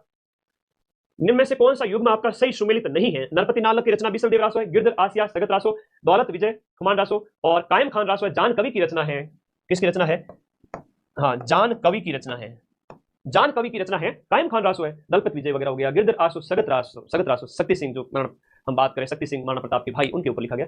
तो और बिशलदेव रासो विग्रहराज के ऊपर, है ना। तो हमने सीधे सीधे तरीके से समझे। बिशलदेव रासो की मुख्य महिला पात्र कौन है? तो राजमती, रानी राजमती है वो आपके बिशलदेव रासो की मुख्य महिला पात्र है, मतलब बिशलदेव की मित्र थी, उनकी रानी है कह सकते हो। इनकी प्रेम कहानी है ना, ध्यान रखिएगा, बहुत इंपॉर्टेंट है, बहुत इंपॉर्टेंट है। अगला प्रश्न देखिएगा, राजस्थानी साहित्य में रियासतों के शासकों ने अपने पराक्रम, अपनी विजयों और अपने अन्य महत्वपूर्ण कार्यों का लेखा जोखा अपने इतिहासकारों से लिखवा करके संजोया है। ये किस नाम से जाना जाएगा? ये कौन से नाम से जाना जाएगा? अपनी जितनी भी पराक्रम है, अपनी प्रसिद्धियां है, उपलब्धियां है, वो ख्यात नाम से, है ना। मारवाड़ जैसे विगत भी है, ख्यात भी, लेकिन ख्यात है उसमें सारी चीजें आ जाती है, काफी सारी विधाएं हैं वो मिलती जुलती है। झड़ुला एक संस्कार है, राजस्थान के सामाजिक जीवन आपके सिलेबस में है। झड़ुला एक संस्कार है, वो आपके किससे संबंधित है? जैसे झड़ुला के अंदर क्या होता है कि केश है वो काटे जाते हैं, तो यहाँ पर झड़ुला संस्कार का चूड़ाक्रम कहते हैं, केश चूड़ाक्रम। एक अभी प्रश्न पूछा गया था दशोटाण वाला, है ना। बच्चे के जन्म के 10वें दिन जो होता है वो दशोटाण है। कौन सा है? दशोटाण। ये भी आपके बच्चे के जन्म से संबंधित है, बच्चे के जन्म से संबंधित एक संस्कार दशोटाण। ये अभी कुछ दिन पहले अधीनस्थ बोर्ड के द्वारा पूछा गया था, ठीक है, पूछा गया था, मोस्ट इंपोर्टेंट।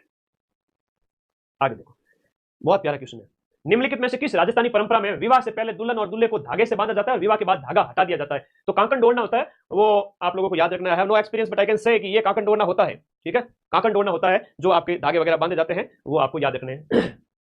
कंगन, कांकन डोरना मारवाड़ी में ऐसे क्या बोलते हैं। राजस्थान की संस्कृति के अंदर जानो टाण क्या है? जानो टाण, दसो टाण, तो ये वापस पूछा जा सकता है। जानो टाण क्या है? बहुत इंपॉर्टेंट प्रश्न है, पूछा जा रहा है कि जानो टाण क्या होता है। जानो टाण है वर पक्ष की ओर दिया जाने वाला एक भोजन होता है, वर पक्ष की ओर से दिया जाने वाला भोजन है। एक बढ़ार भी होता है, वो भी ये आपके विवाह का भोज होता है, बढ़ार भी भोज है, जानो टाण भी भोजन है, तो ये शादी विवाह से संबंधित आपके संस्कारों के अंतर्गत आ गया। राजस्थान की संस्कृति के अंदर मुगदना क्या है? मुगदना भी विवाह से संबंधित है, और भोजन पकाने के लिए जो लकड़ियां जो विनायक स्थापना के बाद में जो लाई जाती है ना, शादी समझ छोटी छोटी चीजें है, राजस्थान की कला संस्कृति गलत मत करना। तो मुगदना है वो लकड़ियां होती है जो भोजन पकाने के लिए, पकवान के लिए लाया जाता है। एक प्रश्न आपसे पूछा जाता है कि मौसर क्या है? से मौसर मतलब किसी की मृत्यु हो जाए ना, तो उसके बाद में पीछे जो है ना 56 भोग वगैरह किए जाते हैं, जीते को तो खिलावे नहीं, और मरने के बाद में लापसी, लापसी। ओके, अगला देखो बेटा, एक होता है मौसर और एक होता है जौसर। किसी को अपने बच्चों पे भरोसा नहीं हो कि भाई तुम लोग करोगे कि नहीं करोगे, पता नहीं। तो जीवित व्यक्ति के पीछे जो भोजन किया, जीवित व्यक्ति अगर अपना जो मृत्यु भोज करवाना चाहे उसके द्वारा, वो जौसर कहलाता है। राजस्थान की संस्कृति के अंदर आपका बढ़ार क्या होता है? ये बढ़ार जो है वो आपका क्या होता है? तो ये सामूहिक प्रतिभोज होता है, आफ्टर शादी जो दिया जाता है ना, भाई आओ दावत, तो बढ़ार कहलाता है वो। रीति रिवाज के अंदर एक आणो शब्द क्या होता है? आणो मतलब, कई शहर वाले बच्चों को तो पता ही नहीं होता आणो क्या होता है। गुरुजी आणो मतलब come, yes, you come in and take her with, take her, सीधी सी बात है, उसको लेके जाओ, टेक हर विद यू। तो अपनी वाइफ को लेके जाओ, आओ और लेके जाओ। नाबालिग में शादी हो गई थी, बालिग अवस्था के अंदर, तो ये आपका क्या है? बचपन में शादी हो गई थी, विवाह के बाद में दुल्हन को दूसरी बार ससुराल भेजना, ये होता है।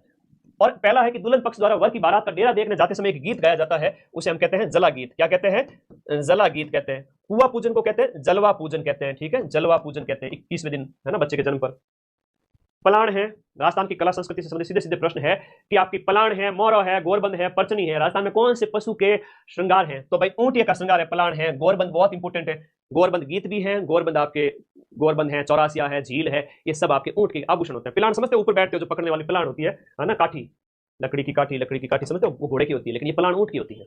राजस्थान में धूप में सुखाई गई हरी पत्तेदार सब्जियां क्या कहलाती है? देखो, धूप में सुखाई गई हरी पत्तेदार सब्जियों की हम बात करें तो वो है आपके पंचकुटा।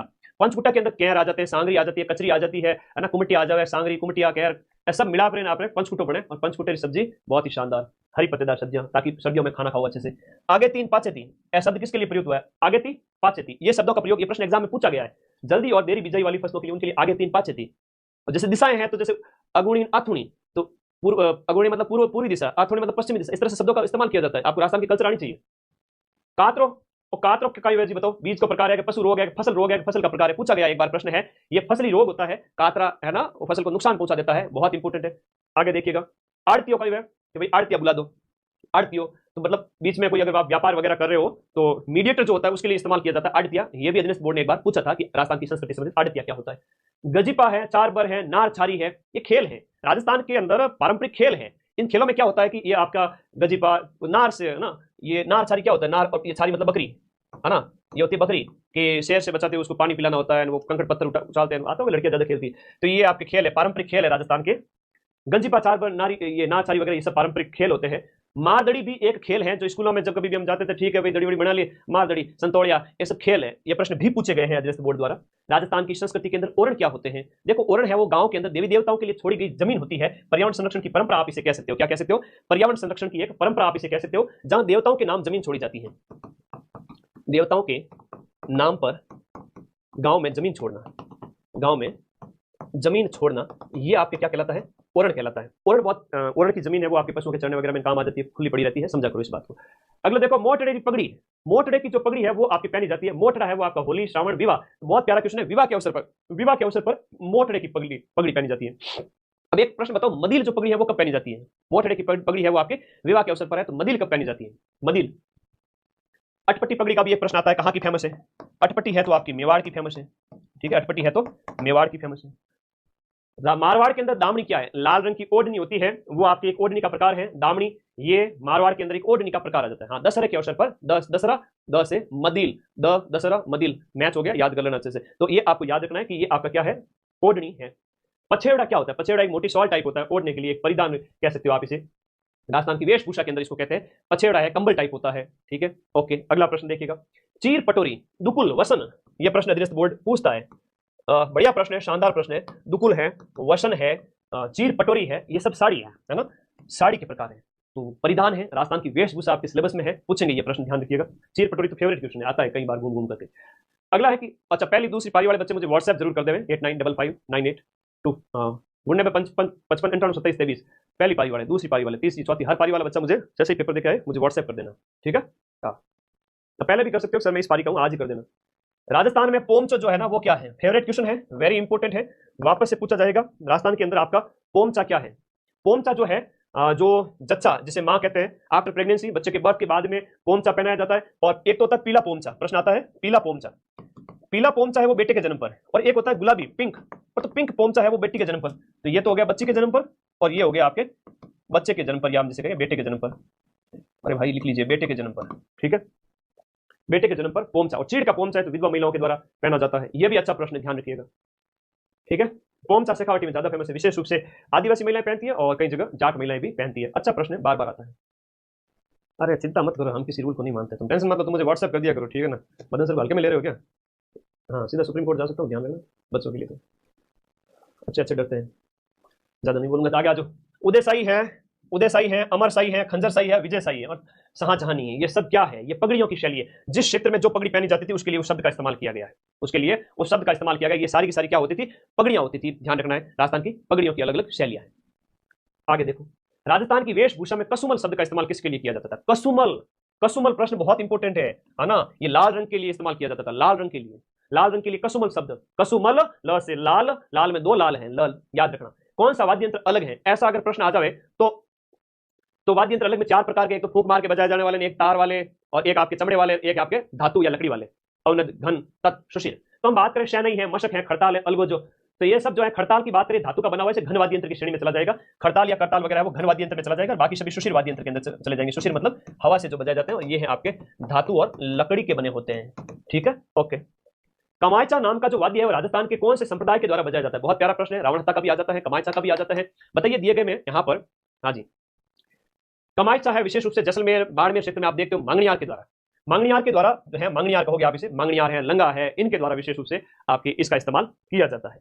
निम्न में से किस वाद्य यंत्र को भेरी भी कहा जाता है? अब भेरी क्या है? रणभेरी। अब जब युद्ध जब छिड़ जाता था तो ऐसे फूंक लगा करके जोर से बजाया जाता था कि इंफॉर्मेशन आगे पहुंच जाए। तो भेरी जो है ना वो आपका क्या है? ये एक तरह की क्या है? भूंगल है, भेरी भूंगल कहोगे, भेरी भूंगल रणभेरी एक ही प्रकार के हैं, ठीक है। बाहुबली देख देखा तुमने, कटप्पा रणभेरी फूंक दो, तो वो वाली बात है, तो ये समझो।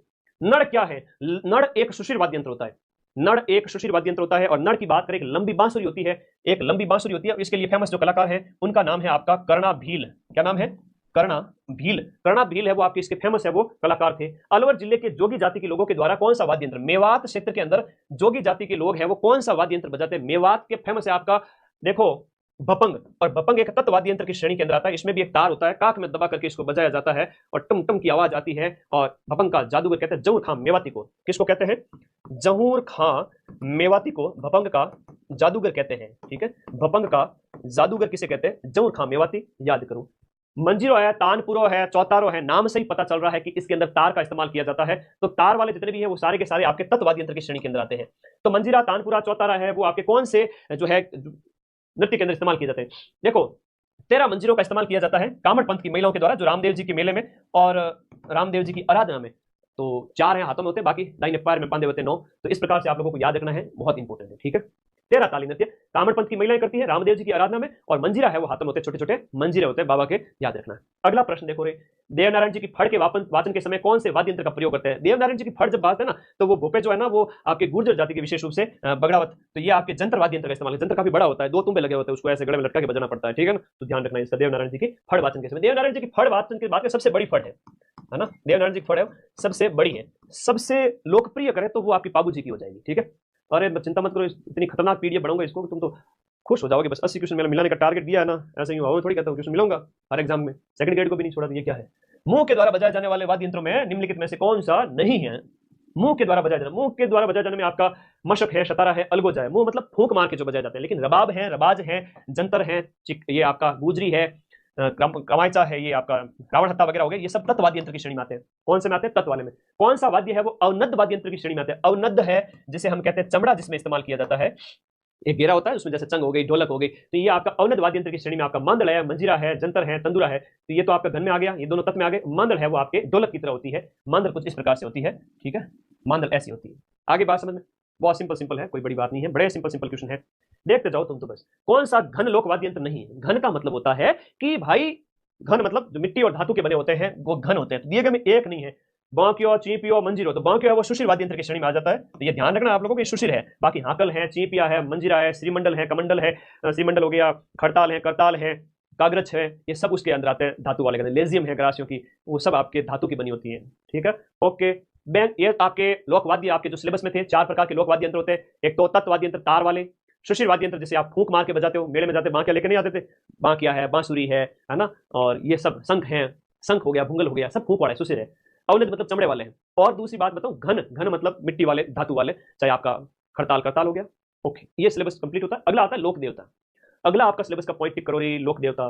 बैंगटी फड़ोदी किस लोक, देखो बैंगटी धाम है ना, वो फड़ोदी वाला, वो कौन से लोक देवता का है? बैंगटी हड़बू जी का है, आपके 14 के समकालीन, बहुत इंपॉर्टेंट है। हड़बू जी की जाति अभी पूछी थी सेकंड ग्रेड के अंदर, क्या पूछा था? हड़बू जी कहाँ के? हड़बू जी कहाँ के? बैंगटी फड़ोदी के, लेकिन जाति इनकी श्रृंखला याद कर लेना, बहुत इंपॉर्टेंट है। बीमार गायों की सेवा करते थे, अपनी टूटी फूटी जो गाड़ी थी ना, लकड़ी की बैलगाड़ी, तो उस पर ला करके गायों की सेवा करते थे। हड़बू जी है वो आपके, याद रखना, बहुत इंपॉर्टेंट है। हड़बू जी, बैंगटी धाम, फलोदी, बहुत इंपॉर्टेंट। अगला देखो, कौन से लोक देवता को दौड़िया वीर कहते हैं? अब दौड़िया वीर अपने तेजा जी महाराज है, लेकिन पांचों पीर के अंदर नहीं आते हैं, तो पंच पीर में कौन आते हैं सर? अरे पंच पीर का प्रश्न भी बहुत फेवरेट है, बाबू, हड़बू, रामदेव, पांचों पीर। हाँ, पदार्थ जो ऐसे दुआ बोलते हैं ना, तो बाबू जी है, बाबू जी है, हड़बू जी है, बाबू जी, हड़बू जी, रामदेव जी, गोगा जी और मांगलिया मेहा जी, ये 5 पीर हैं, लेकिन तेजाजी महाराज आपके 5 पीरों के अंदर नहीं आते हैं, ध्यान रखना इस बात को। हालांकि तेजाजी महाराज का पर्चा बड़ा जबरदस्त है, लेकिन पंच पीर जो पश्चिमी राजस्थान क्षेत्र के अंदर विशेष रूप से 5 पीर कहलाते हैं, पंच पीरों के अंदर, तो मुस्लिम लोग पीर कहते हैं, तो पंच पीर में बाबू, हड़बू, रामदेव, पांचों पीर, बदार दो, गोगा जी, इस तरह से हम बोलते दो, तो 5 पीर ये है, तेजाजी नहीं है, ध्यान रख लेना।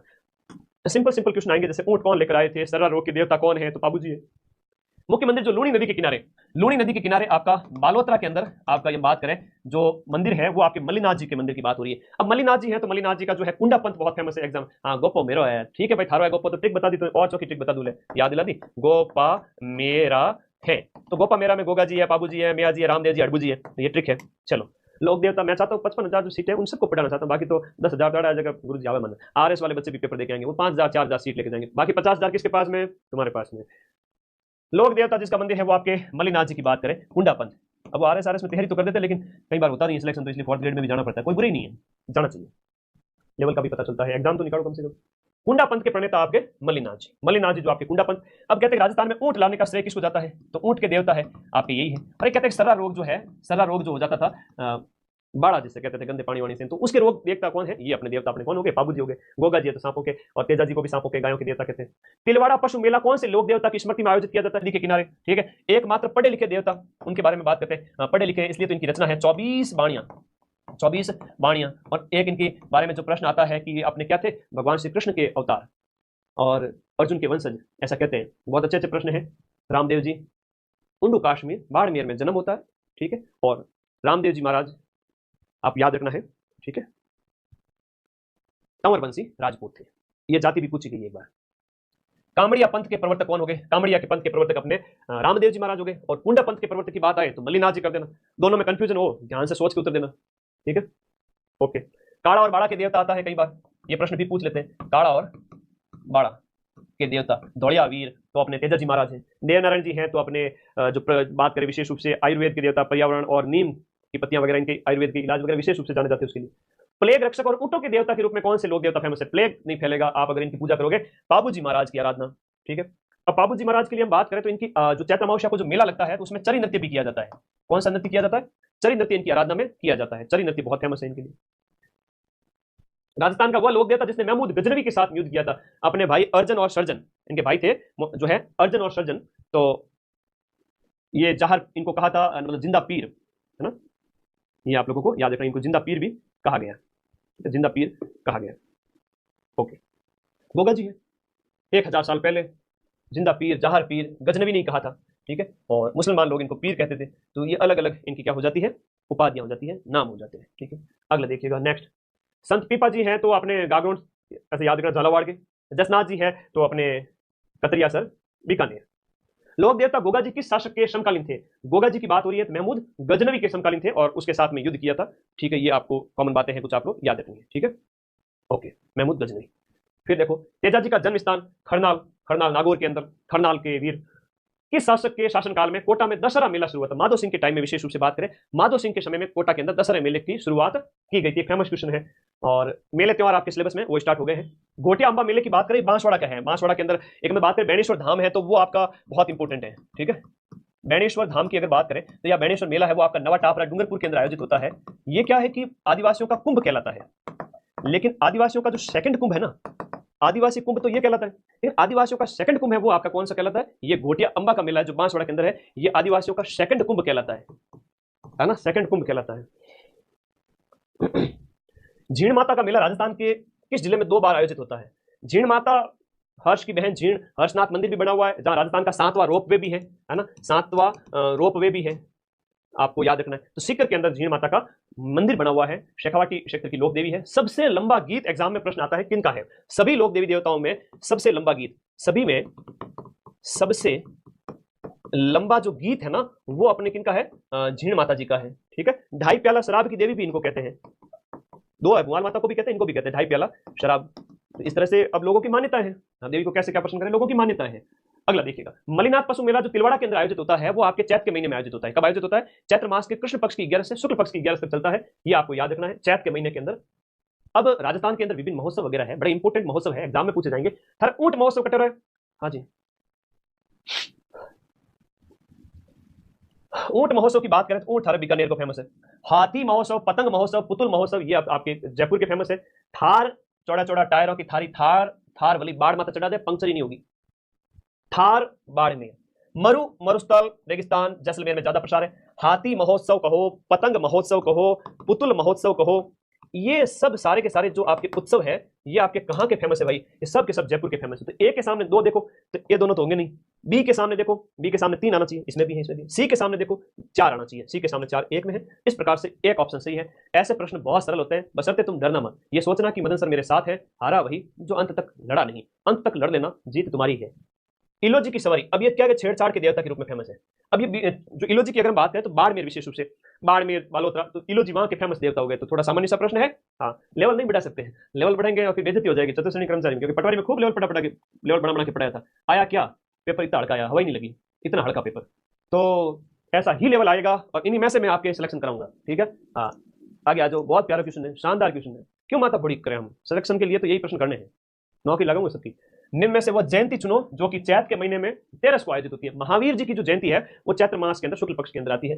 हाँ, Mahavir Jayanti, Mahavir Jayanti. 4th grade officer की तौहीन ना करें, है ना, गुस्ताखी माफ नहीं की जाएगी। 4th ग्रेड ऑफिसर, तौहीन मत करो भाई, पेपर का लेवल सीधा सा सामने है। मैथ जिसने बढ़िया कर ली, अंग्रेजी जिसने बढ़िया कर ली, हिंदी में अच्छा स्कोर कर लिया, सिलेक्शन लेके जाएगा। जीके में तो पूरे में से पूरे, इसलिए तो मैं कह रहा हूँ 80 में क्वेश्चन इस क्लास से मिलूंगा। करवा चौथ, 80 मतलब 80 क्वेश्चन का मतलब हो गया कट पीट के अगर सही हो रहे हैं तो 130 नंबर होते हैं, याद रखो। करवा चौथ, करवा चौथ का व्रत मनाया जाता है। अब ये देखो, ये करवा चौथ है वो आपकी अभी आएगी। I have no experience but I can say कि करवा चौथ जब पति को बड़ी बड़ी धमकियां मिलती है कि आज तेरा व्रत धारण किया है और कुछ गड़बड़ की तो बीच में व्रत जाके तोड़ूंगे, ठीक है। ये आपका कार्तिक मास के कृष्ण पक्ष की चतुर्थी, ये आपको याद रखना है, कार्तिक कृष्ण पक्ष की, और वो भी अंधेरे पक्ष में। देखो डाकिया आदमी के लिए व्रत, आगे आ जाओ, लंबी उम्र के लिए, पतिदेव के लिए। निम्न में से विवाह के लिए राजस्थान का सबसे महत्वपूर्ण अबूझ सावा कौन सा है? प्रश्न को ढंग से पढ़ना है, भले ही थाने सब कुछ आवे, लेकिन लखनऊ और लाडन नहीं बनना है। आका तीज है, वैशाख मास के शुक्ल पक्ष की तृतीया है, वो आपका अबूझ सावा है। आका तीज है, वैशाख महीने के शुक्ल पक्ष की तृतीया है। अब वैशाख महीने की शुक्ल पक्ष की जो तीज है वो आपके बीकानेर का स्थापना दिवस भी है। इस दिन 1488 को याद रखिएगा। आका तीज में बाल विवाह खूब होते हैं, पकड़ पकड़ के बिठा देते हैं चौरी के अंदर, ठीक है। अब यूट्यूब से मैं तो डिलीट करूंगा नहीं, आज फरमान बहुत आ रहे हैं पीछे, एकदम हिटलर वाले फरमान हो सकता है ना, तो ध्यान रखा करो। बहुत सारी चीजें है भाई, इसलिए कहता हूँ लाइव देख लो, बाद में कोई भरोसा नहीं क्लास है। सांझी के रूप में किस देवी की पूजा की जाती है? देखो, सांझी के रूप में माता पार्वती की पूजा की जाती है। बहुत प्यारा प्रश्न है, एग्जाम में आया हुआ है। और सांझी की हम बात करें, सांझी है वो आपके यूपी से आई है, और जो भगवान श्री कृष्ण राधा जी को है ना मनाया था, राधा जी को, उस समय उनसे संबंधित है सांझी परंपरा। और एक सांझिया मंदिर है, आपसे पूछा जाता है सांझिया मंदिर। और ये सांझिया मंदिर आपके कहां पर है? उदयपुर के अंदर, जिसे मच्छिंद्रनाथ मंदिर भी कहते हैं। तो ये सांझिया मंदिर आपका उदयपुर के अंदर हो गया। केले के पत्तों की सांझी वाला प्रश्न भी आता है। केले के पत्तों की सांझी कहां की है सर? केले के पत्तों की जो सांझी है ना, सांझी मतलब डिजाइन होती है। राधा जी पूरे दिन रूठे रहे, लास्ट में भगवान श्री कृष्ण पूरे दिन कोशिश कर ली, ऐसी डिजाइन बनेगी, शाम को जाकर एकदम से खिलखिला के खुश हुए कि हाँ ठीक है। आदमी लड़ाई जल्दी भूल जाता है, औरत कभी भी लड़ाई भूलती नहीं है। पता चले वापस आया कि मेरे से लड़के गया था ना, ठीक है ना, ठीक है। ये सांझी है, तो आपके केले के पत्ते की सांझी वो आपके नाथ द्वारा के, नाथ द्वारा के। आगे बढ़ो। राजस्थान में बड़ी तीज आपके पेपर में छप गया है, छप गया है प्रश्न। छोटी तीज, बड़ी तीज, चैत है, वैसाख है, ज्येष्ठ है, आषाढ़ है, श्रावण है। श्रावण मतलब 5वां महीनों, और भादो मतलब 6वां महीनों, याद रहे सबने। तो बड़ी तीज मतलब बड़े बड़े त्योहार। बड़ी तीज, ब से बड़ा, ब से भादवा, भ से भादवा, भादवा याद रखो रे, बी याद रखो। देखो, बड़े के जीवन में हमेशा स्ट्रगल है। अब जैसे मैं हूं बड़ा, अब मुझे मेरे भाई का ध्यान रखना पड़ेगा, है ना, वो भले ही मजे मारे, ठीक है, मेरे को उसका ध्यान रखना पड़ेगा। बड़े के जीवन में स्ट्रगल बहुत होता है, स्ट्रगल मतलब अंधेरा। तो भादवे के महीने में कृष्ण पक्ष अंधेरा तृतीया, ये याद रखना। लेकिन श्रावण मास के शुक्ल पक्ष की तृतीया है, ये छोटी तीज है, छोटी तीज है। चैत्र, बैसाख, ज्येष्ठ, आषाढ़, श्रावण, श्रावण मास में शुक्ल पक्ष की तृतीया, है ना। विजय सर बोली मजे मारे, लेकिन मदन सर को मेहनत करनी पड़ेगी, सीधी सी बात है। He is free from all tension, है ना, लास्ट 10 years। तो भाई तुम लोग भी मेरे वैसे ही हो, तो थोड़ा समझा करो इस बात को। बड़ी तीज है, सातुड़ी तीज है, कजली तीज है, उजली तीज है, इसके अनेक नाम है ना।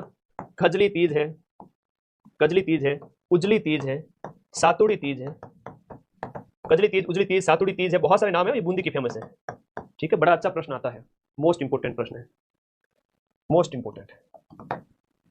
हिंदू महीने में गणगौर का त्योहार, अब गणगौर है, तीज है, बैसाख, शुक्ल तृतीया, इनमें से एक प्रश्न आएगा तुम्हारे हर पारी में।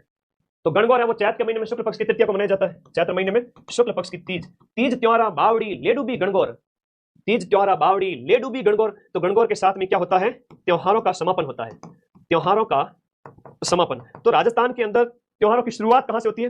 तीज से, त्योहारों की शुरुआत। तो शुरू आपके तीज से श्रावण में, और चैत के महीने में जाकर के त्योहार समाप्त हो जाते हैं। तो तीज त्योहारा बावड़ी लेडूबी गणगौर, ठीक है, ओके, वेरी वेरी इंपॉर्टेंट। याद हो गया ना, गलती मत करना ना। था सगला में एक बहुत प्यारा लागू थे मैंने, ठीक है, बहुत प्यार आता है तुम लोगों के ऊपर, इसलिए इतनी मेहनत की। कौन रात को 3-3 बजे तक जेरे आ रही थी रात को, फिर भी 3 बजे तक जगह, फिर सुबह 7 बजे उठ गया।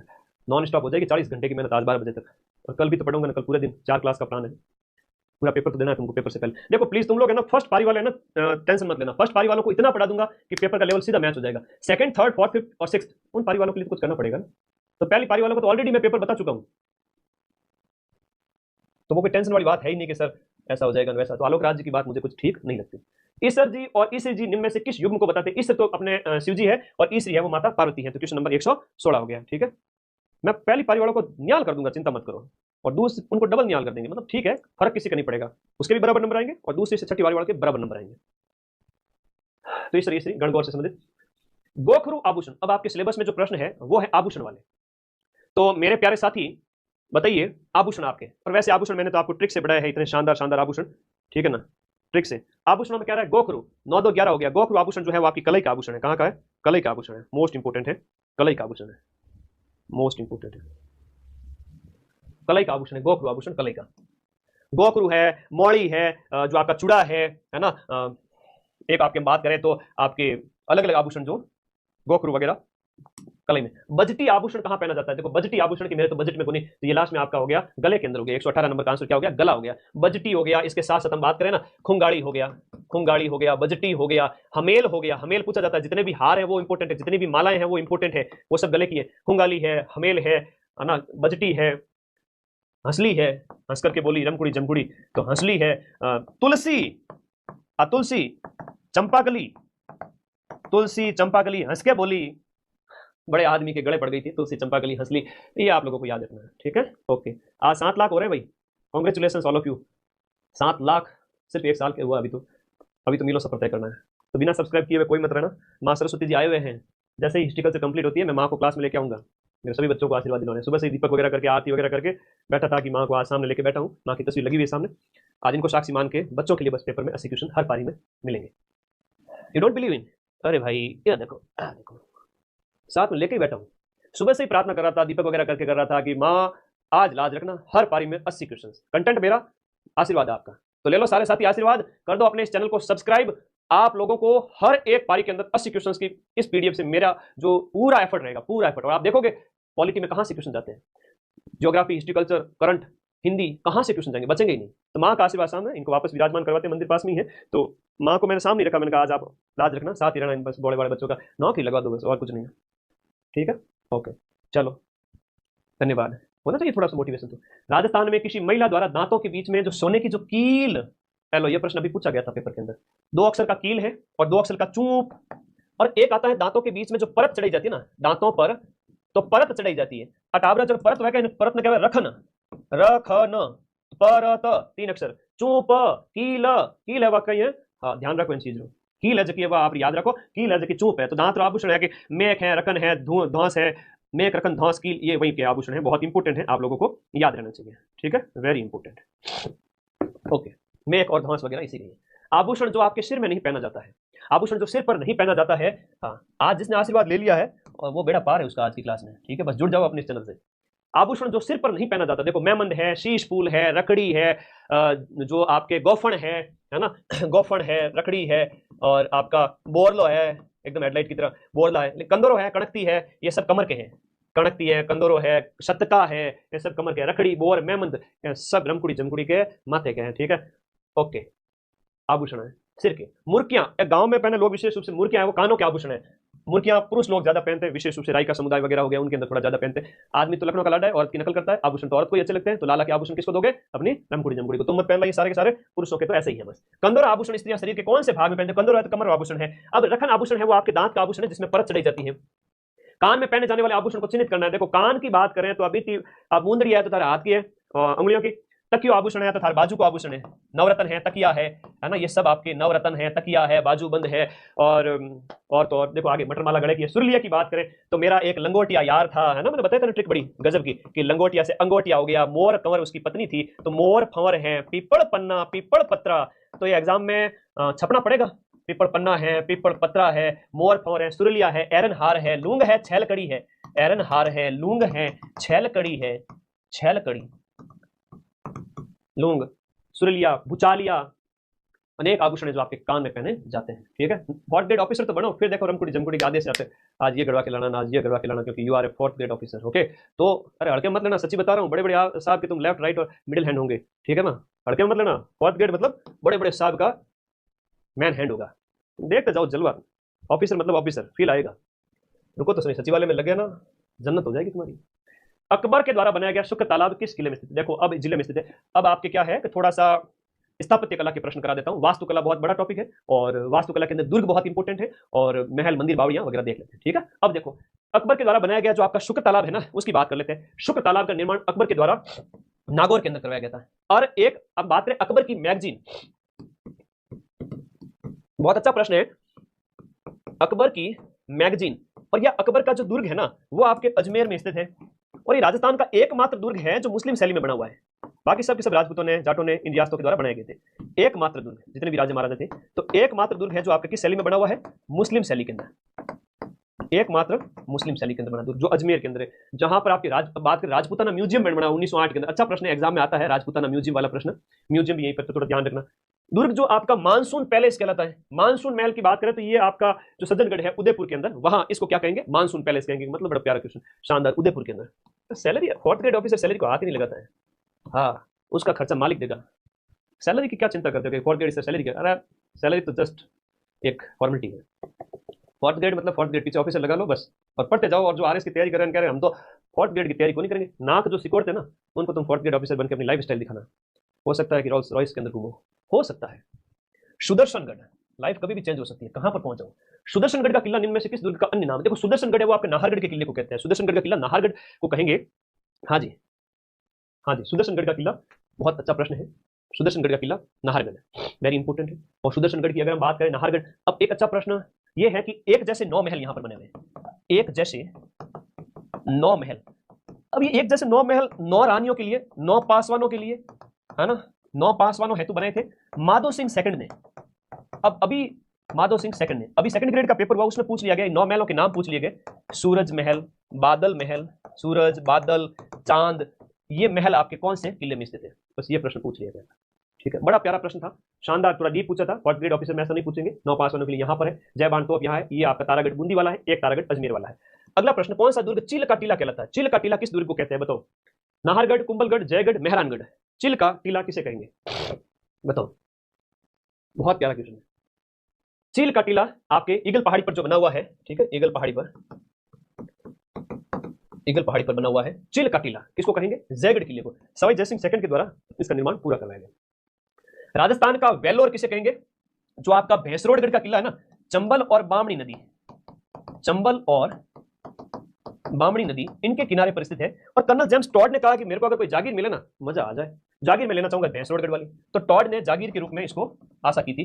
टॉड ने कहा था कि अगर मुझे राजस्थान में कोई जागीर पसंद करने को कहा जाए तो मैं इसको पसंद करूंगा। भैंस, भैंस, बी और सी, बामणी और चंबल, बामणी और चंबल। तो थोड़ा ध्यान रखना, भैंसरोडगढ़ का किला चित्तौड़गढ़ के बी और सी के अंदर, ठीक है, बी और सी, ठीक है, बी और सी। सर्वोत्तम विलास, गज विलास, जवाहर विलास, तो जवाहर सिंह के नाम से याद रखना, जैसलमेर का राजा था। तो इस प्रकार से आप बताओगे, बहुत अच्छा प्रश्न है। हाँ जी, बहुत अच्छा प्रश्न है, ध्यान रखिएगा। तो सर्वोत्तम विलास, गज विलास, जवाहर विलास, जैसलमेर का किला है वो आपका सोनागढ़ है, गोल्डन फोर्ट जिसे कहते हैं। क्या कहते हैं? Golden fort. तो ये गोल्डन फोर्ट जैसलमेर वाला है। जालोर वाला पूछे तो ये सुवर्णगिरी है, अच्छा दिखने वाला, सुंदर दिखने वाला, पर सोना तो ये है ना। एक बाला किला जो अलवर वाला है, जिसे कुंवारा किला कहते हैं। कुंवारा किला का मतलब इसके ऊपर हमला नहीं होता है कभी भी, है ना। कुंवारा किला, बाला किला, ये आपका अलवर वाला, ठीक है, ओके। बीकानेर के जूनागढ़ किले का निर्माण किसने करवाया था? अब बीका की गढ़ी के ऊपर बीकानेर के महाराजा राय सिंह जी के द्वारा, है ना, अपने मंत्री करमचंद की देखरेख में, अपने मंत्री करमचंद की देखरेख के अंदर 1588 से 1592 करमचंद की देखरेख में, तो इन्हीं के ही साथ में था, राय सिंह के द्वारा जूनागढ़ किले का निर्माण, बीका की गढ़ी। और बीका की गढ़ी 1488 ईस्वी में बनी, 1588 आसपास वो मान लो, तो 100 साल का गैप था इसके अंदर, है ना, 100 साल। तो बीका की गढ़ी 1488 और वो बाद में 1589 से मानो इसको, 1589 से 1592 में इस दुर्ग का निर्माण हुआ। रणथंभौर के किले में किसका फेमस मंदिर बना हुआ है? देखो रणथंभौर मंदिर, रणथंभौर किले की बात करें तो ये एक प्रश्न यहाँ पर ये आता है, आप लोग आंसर दो। रणथंभौर की दुर्ग की बात करें तो रणथंभौर दुर्ग का जो गेट है ना, वो क्या कहलाता है? रणथंभौर दुर्ग का गेट, इसके बारे में कथन है कि गेट क्या मतलब, गेट को तो अलग नाम है, बख्तरबंद दुर्ग कहा गया है इसको, गेट ने उपनाम, इसको बख्तरबंद दुर्ग, अब्दुल फजल ने, बख्तरबंद। अब तुम लोग कहते हो फोर्थ ग्रेड ऑफिसर में सर ये थोड़ी क्वेश्चन पूछेंगे, बेटा सब इंस्पेक्टर पेपर 2021 में पूछा गया है कि बख्तरबंद दुर्ग किसको कहा गया है। फोर्थ ग्रेड ऑफिसर को पता नहीं, तुम क्या समझते हो? पेपर तो वो सिंपल ही आएगा, पटवारी से भी लो लेवल आएगा। गणित कर लेना, गणित के तो 15 में से 8 से 10 तो आज मैं करवा के जाऊंगा, खाली तुम हाथ बांध के बैठ जाओ, कूट कूट के सही करूंगा। ध्यान रखना, बड़े सिंपल है, प्रतिशत निकालना मेरे को भी नहीं आता था, थोड़ा सा अभ्यास किया, आने लगे, 2 दिन से वही करा था। बख्तर कब पहने जाते हैं? जब लड़ाई होती है, और लड़ाई को क्या कहते हैं? रण। तो रणथंभौर के किले का नाम हो गया आपका बख्तरबंद दुर्ग, आपको याद रखना है। और दरवाजा इसका नौलखा दरवाजा, बिल्कुल सही है, नौलखा दरवाजा इसका गेट है। और त्रिनेत्र गणेश मंदिर यहाँ पर, रणथंभौर जी त्रिनेत्र गणेश मंदिर यहाँ पर बना हुआ है। 12 घंटे क्लास है, तो ऐसे एक्सपेक्ट करना कि गुरुजी थोड़ा आराम से पढ़ेंगे, है ना। मेरे से ज्यादा जोश की एक्सपेक्टेशन मत करना, क्योंकि तुम्हारा भाई पिछले 30 घंटे से लगातार सिर्फ 4 घंटे सोया है 30 घंटे में से, तो है ना, फिर मैं जिंदा नहीं रहूंगा फिर अगर ज्यादा जोश दिखा दिया तो। अभी ये तो 4 दिन और पढ़ना है, नींद की और की भयंकर कमी, और आज पूरी रात फिर जगना है। तुम सो जाना, मैं जगूंगा, ठीक है। बटनेर का किला स्थित है, 4 अलग अलग पीडीएफ है, 5-6 पीडीएफ है पूरे सिलेबस, इसको सेव करने में बहुत, कोई देता ही नहीं, 1500 पेज की पीडीएफ कौन देता भाई, सेव ही नहीं होती है। पर मेरे पास एक टेक्निक है, मैं अभी दिखाऊंगा उसको, मैं थोड़ा सही करके पूरी रात बैठूंगा आज। बटनेर का किला कोशिश कर सकते हैं, बाकी क्लास लो तुम तो। बटनेर किला है जो आपका उत्तरी भटकीवाड़ जिसे कहते हैं, उत्तरी भटकीवाड़। अब इसकी हम बात करें, उत्तरी भटकीवाड़ इसे कहेंगे। अरे राजस्थान का वह किला जिसपे सर्वाधिक बाहरी आक्रमण, राजस्थान का वह किला जिसके ऊपर सर्वाधिक बाहरी आक्रमण, ये आपका कौन सा किला हो गया? बटनेर का किला हो गया, सर्वाधिक बाहरी आक्रमण। और सर्वाधिक आंतरिक आक्रमण की बात करें, राजा भूपत के द्वारा दूसरे सबसे पुराने किलों में भी आता है, 3री 3rd सदी का है, और राजा भूपत के द्वारा